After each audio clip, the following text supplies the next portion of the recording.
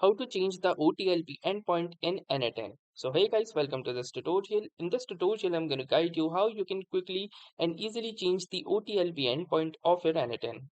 So for that, the first thing that we're going to do is simply launch our n8n in our instance. Since currently I'm using a local instance, I have launched it in a local instance. Then the next thing that I'm going to do is click onto this settings option and then click onto this open telemetry option.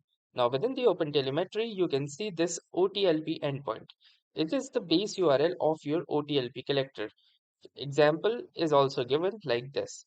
So if you wish to change it, you simply change this particular field. So for example, let's say I keep it at localhost and change the port number to 4952.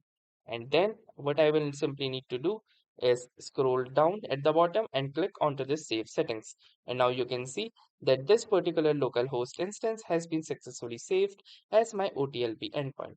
So that was all for this tutorial. Thanks for watching and have a nice day.